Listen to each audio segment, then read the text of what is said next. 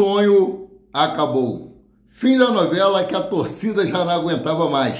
Flamengo decide dar férias à parte do elenco. Que história é essa, PQD? Vem. Vem comigo que no caminho eu explico. Mas quero pedir para vocês, antes de mais nada, que começaram a assistir esse vídeo, que não deixe de dar o like de vocês. O like de vocês é muito importante para o nosso trabalho. Você que não é inscrito, tem um botãozinho preto aqui embaixo escrito inscrever-se. Acione o sino da notificação, dá aquela moral, compartilhe os nossos conteúdos, que tudo isso para vocês é 0800. E aqui no canal Paraquedista Rubro-Negro e na página Maurício Paula Santos, vocês ficam sempre informados sobre tudo que acontece nos bastidores do mais querido. Bom, vamos para as notícias? Flamengo empatou ontem com Fortaleza, assim dando adeus a qualquer possibilidade de conquistar o título do Campeonato Brasileiro de 2024. O último título que o Flamengo conquistou foi em 2020 do Campeonato Brasileiro, deixar bem claro aqui, tá? O único ano que o Flamengo não ganhou nada de 2019 para cá foi em 2023. O Flamengo disputou 7 títulos e não conseguiu ganhar erguer um troféu sequer, né?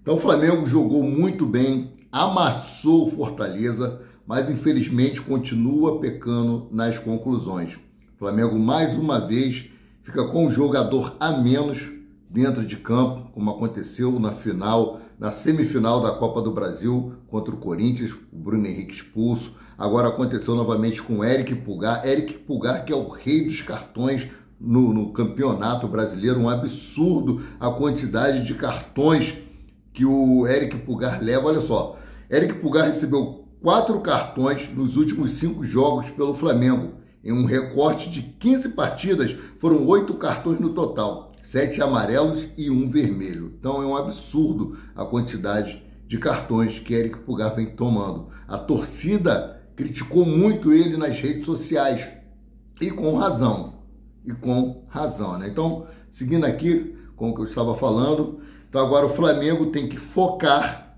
né, na temporada de 2025. Muitas coisas têm que ser ajustadas, muitas coisas têm que ser coordenadas, tem que ter um planejamento.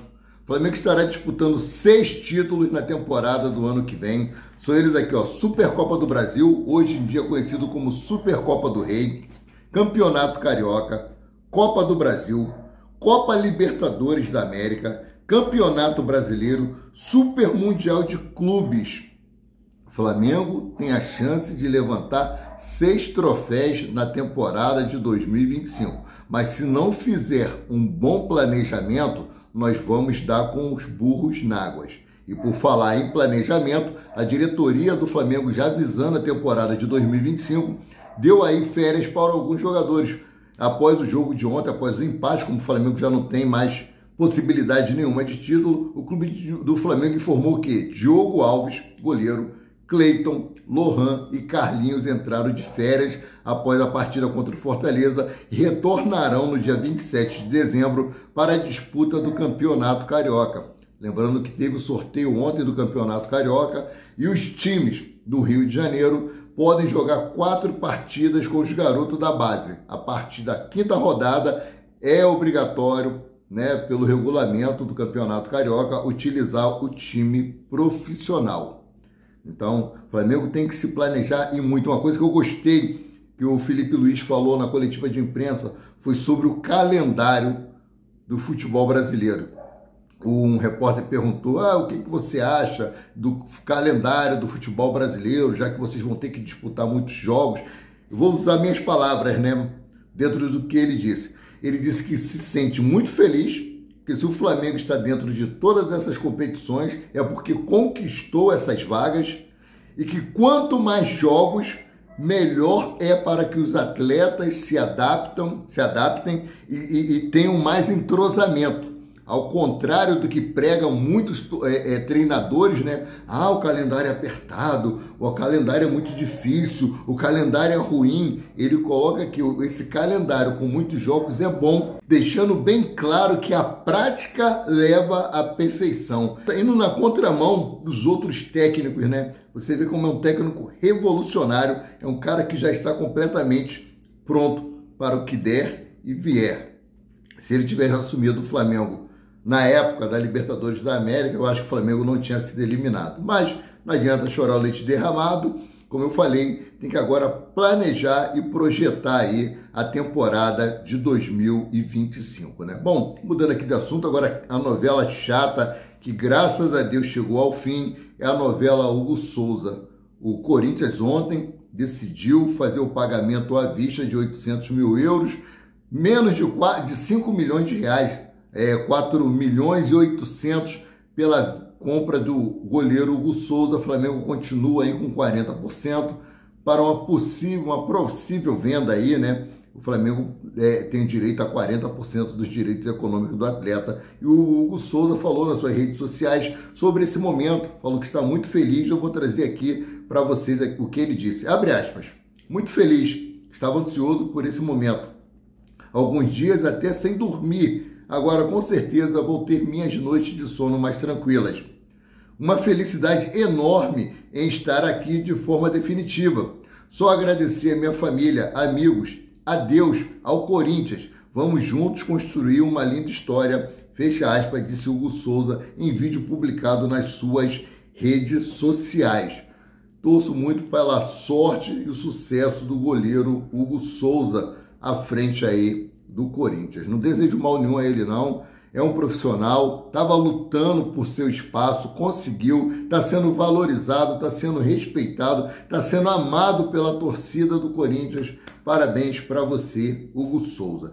Mas voltando aqui falando sobre o jogo de ontem, né? Flamengo verdadeiramente o trem pagador, né? O confronto entre Flamengo e Fortaleza registrou uma renda de 3 milhões, a maior da história do futebol cearense. Ao todo foram 57.624 torcedores na Arena do Castelão ontem, com cerca de 10 mil flamenguistas presentes. Ou seja, a torcida do Flamengo, né, a nação rubro-negra, não abandona o time em momento algum. Em momento algum. Agora, falando ainda do jogo de ontem, eu não gosto muito de falar de arbitragem, mas o Anderson Marombado Daronco não dá mais. É um técnico aposentado em atividade, muito pesado, picota muito jogo, marcou 30 faltas, absurdo isso. Felipe Luiz falou sobre isso na coletiva de imprensa. Felipe Luiz detona a atitude de árbitro Daronco em jogo do Flamengo. Abre aspas, isso me destrói, me mata, fecha aspas. Antes o Daronco picotou o jogo Fortaleza e Flamengo durante os 90 minutos. O resultado teve influência do árbitro Daronco, que não deixou o jogo correr. Afinal, o juiz assinalou 30 faltas, algumas duvidosas.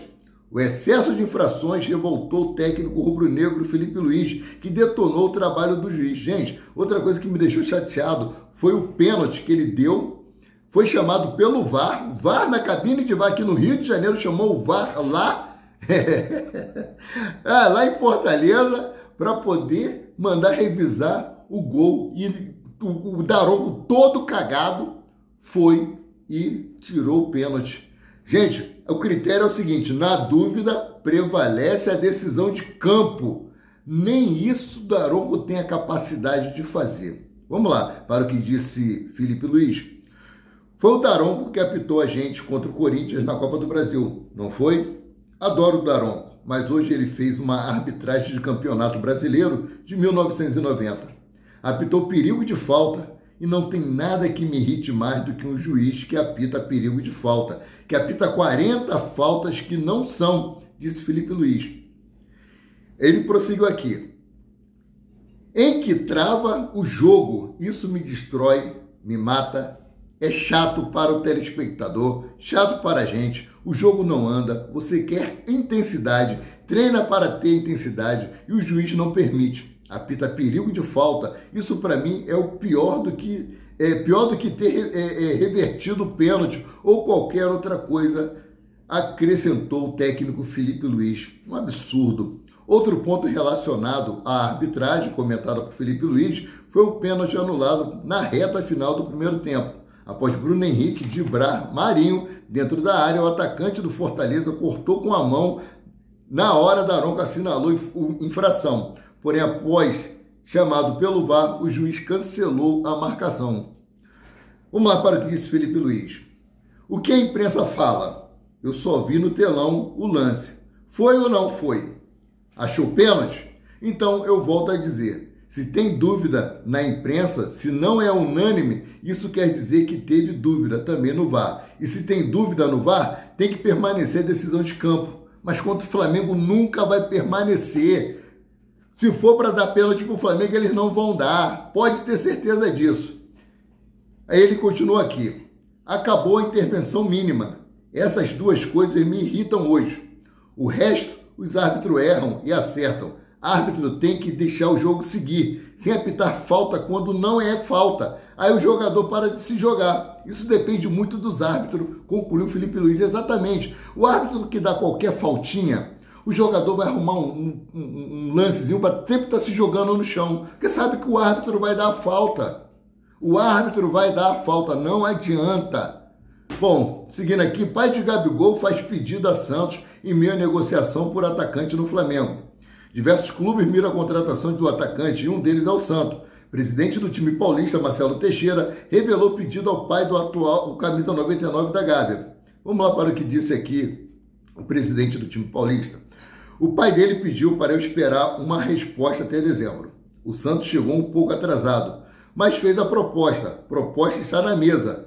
Fecha aspas, disse Marcelo Teixeira em contato com o jornalista Luca Mussetti do UOL. Ou seja, Gabigol tem até o final do contrato com o Flamengo para dar uma resposta. Por falar em resposta, o CEO do Cruzeiro pregou cautela em acerto com o Gabigol. Se não der, o mundo não vai se acabar. Foi o que disse o CEO do Cruzeiro aqui. O Alexandre Matos confirma a negociação com o atacante do Flamengo e cita a concorrência do mercado internacional. Vamos para o que disse Alexandre Matos. Foi uma situação que pegou a gente de surpresa. Também da maneira que foi colocada, cravando o posicionamento de o Gabigol já ser do Cruzeiro.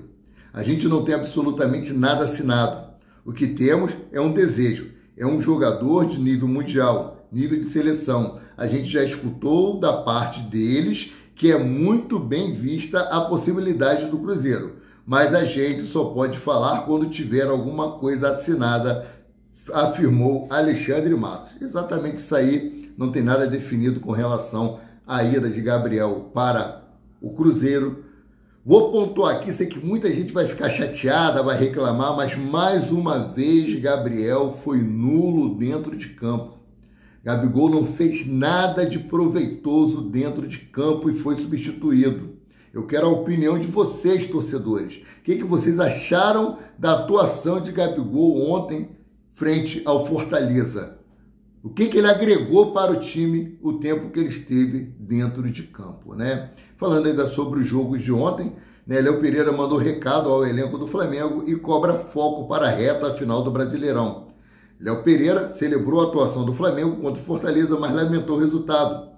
Ele disse o seguinte: temos que jogar como o Flamengo, jogar para ganhar. Isso que a gente veio fazer aqui hoje. Infelizmente não deu, mas a gente vai continuar a mesma seriedade. Mesma entrega, você vê ali, com um a menos, todo mundo correndo, se dedicando, não tomamos gol, temos que terminar com a chave de ouro, essa final de campeonato, vencendo, que é importante também. E ele continua aqui, ó, e é isso, agradecer também a torcida que veio e compareceu em bom número.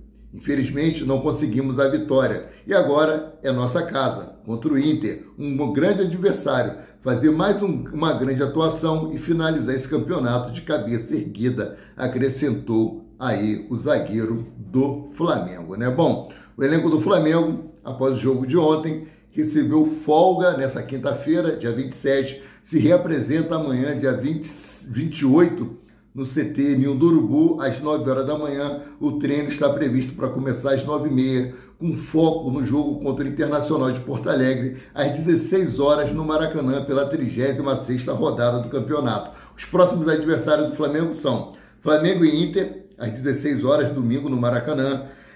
Criciúma e Flamengo, fora, na quarta-feira, dia 4 de dezembro, às 20 horas. E Flamengo e Vitória, fechando aí o Campeonato Brasileiro no domingo, dia 8 de dezembro, às 16 horas, no Maracanã, né? Como eu falei, no dia 2 de fevereiro do ano que vem já tem disputa de título, né, contra o campeão do Campeonato Brasileiro, O Flamengo está aguardando. Os campeões aí tá entre Palmeiras e Botafogo. Botafogo hoje tem 73 pontos, é o primeiro colocado. Logo em seguida vem o Palmeiras com 70 pontos. Aí depois vem aí o Internacional, se eu não me engano, com 65 pontos. Aí vem o Fortaleza em quarto com 65 e o Flamengo em quinto com 63 pontos, né? Sendo assim, eu fico por aqui, voltando a qualquer momento com mais notícias sobre o rubro-negro mais querido e mais amado do Brasil e do mundo, o Clube de Regatas do Flamengo. Saudações.